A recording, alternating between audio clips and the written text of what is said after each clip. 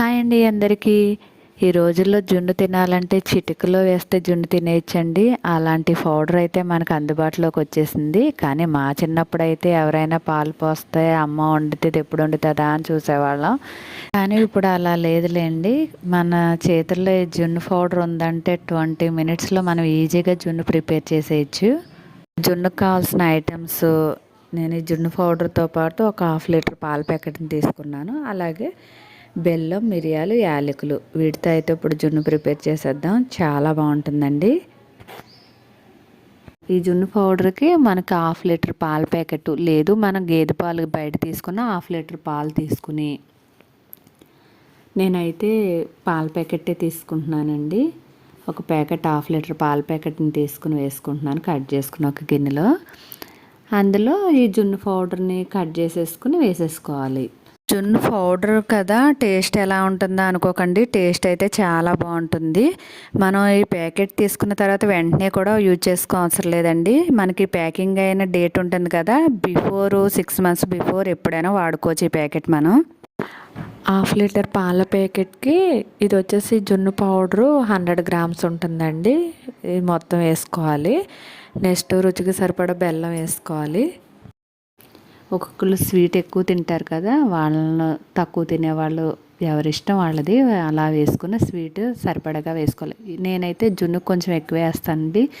జున్ను ఎప్పుడైనా కానీ స్వీటు తక్కువైతే బాగోదు, కొంచెం స్వీట్ ఉంటేనే బాగుంటుంది. అలాగే మిక్సీ జార్ తీసుకుని 2 యాలకులు, మిరియాలు, 1 స్పూను పంచదార వేసుకుని మిక్సీ పట్టేసుకోవాలి. ఇలా మిక్సీ పట్టిన తర్వాత మనం ముందుగా బెల్లం వేసుకుని పౌడర్ వేసుకుని ఉంచాం కదా, ఒకసారి మొత్తం కలిపేసుకుందామండి.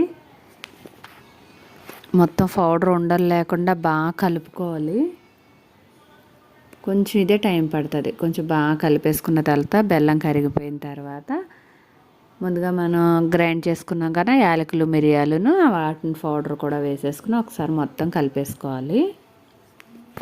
మిరియాల పొడి మొత్తం కలుపుకున్న తర్వాత వేరొక గిన్నెలోకి వేసుకుంటున్నాను. నేను కుక్కర్లో పెట్టుకోవడానికి వీలుగా వేరే గిన్నెలో మార్చేసుకున్నాను అండి. పాలని పెట్టేసుకుని 3 విజిల్స్ అయితే రానిచ్చుకోవాలి. మనం రైస్ ఎలా పెట్టుకుంటామో అలానే పెట్టేస్తున్నాను.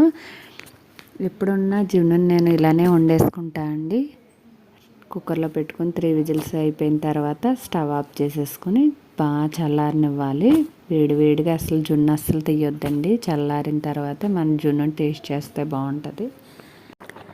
జున్ను చూడండి ఎలా వచ్చిందో, గట్టిగానే వచ్చిందండి, చాలా బాగా వచ్చింది. ఇప్పుడు మీకు ఒక ప్లేట్లో వేసి చూపిస్తాను, లూజుగా ఉందా గట్టిగా ఉందా జున్ను అని. నేను ఈ జున్ను పౌడర్ సెకండ్ టైం అండి. ఫస్ట్ టైం కూడా చాలా బాగా వచ్చింది, అప్పుడు కూడా చాలా టేస్ట్ ఉంది. ఇప్పుడు సెకండ్ టైం చేస్తున్నాను ఇది.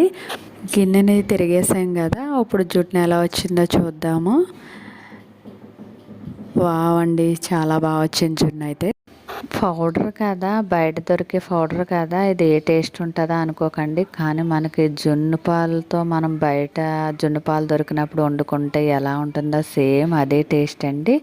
ఆ టేస్ట్కి ఏమాత్రం తగ్గదు అసలు, చాలా బాగుంటుంది జున్ను. ఇప్పుడు మీకు కట్ చేసి చూపిస్తా. పీస్ కూడా అసలు చాలా బాగా వస్తుంది.